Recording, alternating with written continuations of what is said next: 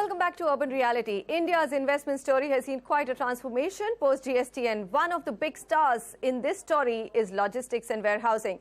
Sanjay Dutt, just to take on from the conversation we left, give us the lay of the land. I mean, are there cities and geographies where it's easier to acquire land for new projects? I mean, how is the business likely to move? Because we keep hearing that it's Bangalore, it's again NCR, and of course Mumbai West, which continue to get the maximum warehousing business.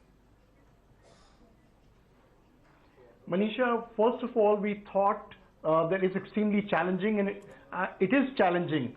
However, we also encourage that now the state governments have identified this as an opportunity for growth for their respective states, and they are coming forward and giving land in the market. So that's very encouraging. Okay. And in many states, we see that coming as an opportunity for us, and we're looking at it very seriously.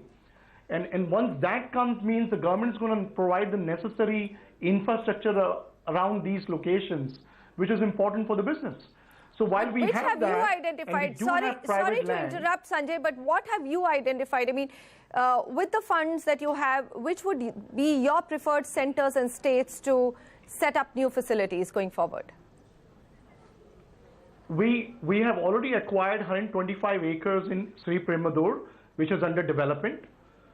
We looked at Panvel, Bhiwandi, and of course in Gurgaon. Okay. We are looking at very closely, in fact, we're very close to identifying and shortlisting in Bangalore and Hoskote on the highway. Likewise, we are looking at in Gujarat as well. So we think there are enough, and of course, not to mention the Chakan belt, where we are exploring few opportunities for ourselves. So there is enough private land. The concern is valuations. Okay. The concern is infrastructure. The concern is speed to the market. So that is what is makes the whole business a little more challenging. Okay.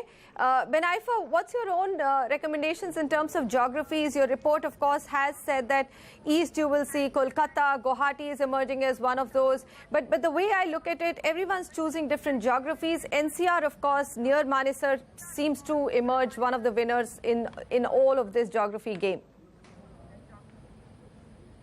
That's right. So we have, while we did a study, we clearly looked at all aspects. So we looked at the aspect of availability of land, ease of doing business. So we looked at a lot of aspects which are really vital for setting up a warehouse. And there we realized that post GST, what's going to mean is that there's going to be highest amount of consolidation when it comes to NCR. And within NCR, looking at the availability of land and the ease of getting, the clearances and all of that, we believe that the belt which is going to be near Manesar, Kundli, Manesar, that side of it would see good action along with Faridabad. Other take would be obviously on the east side, you have Kolkata, which would continue to see that kind of movement there. And within Bombay, we believe New Bhiwandi would continue because, and why I'm saying New Bhiwandi, because the area of New Bhiwandi, the warehouse infrastructure is much more advanced as compared to the old Bhiwandi side of it. So these would be our key vital picks, and we believe that, people would ask for these locations. All right. Gaurav, the challenges, some have been specified, and I think land costs still remain very high, but there are other challenges as well. I mean, warehousing is just one part of logistics. There's also infrastructure, which is the transportation part of it. I mean, we've got the announcement of Sagarmala, Bharatmala, but the entire freight movement remains a big challenge to overcome. Yeah, so I think in addition to what you said, I think the infrastructure, which is really the roads, so the connectivity, like I think what was said a little earlier. So I think which areas or whichever land we look at, the ones which are most well connected, that will really be a place where you look at warehousing. And that will also address some of the problems on road transport. With GST coming in, less checks and checks on the checkpoints there. Transport should be easier, and also there's a lot of emphasis on building roads now, and that will also help in this warehousing. And anything at all expected in the budget, Gaurav? Are you hearing anything, or everything's been given? I mean, you've got infrastructure status given. You also have 35 logistic parks being announced. Is there room? I would think not, given the situation that the government on the fiscal side is. I would think they would continue. They've given a lot of incentives. I think now it's time to build those warehouses and take advantage of it. All right. Sanjay, from you, we did discuss the yields which one can get and why it's becoming such a mouth-watering real estate play.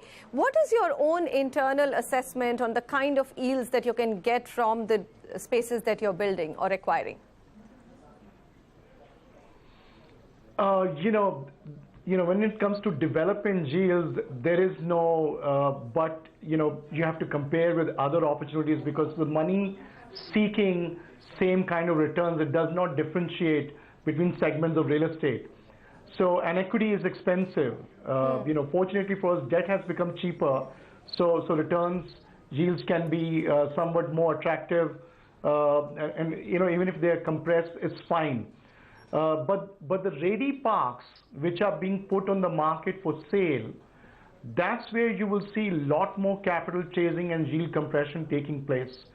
So we've already seen from highs of 10s to mid 8s and 9 thereabout, but it can potentially fall for quality assets at strategic locations where certain players who want to basically ramp up their portfolio because they have the end exit goal defined as a REIT or some other opportunity like we have seen in the past in the office segment. So it can fall, but really when you talk about development yields, I mean, you do want upwards of 14, 15%.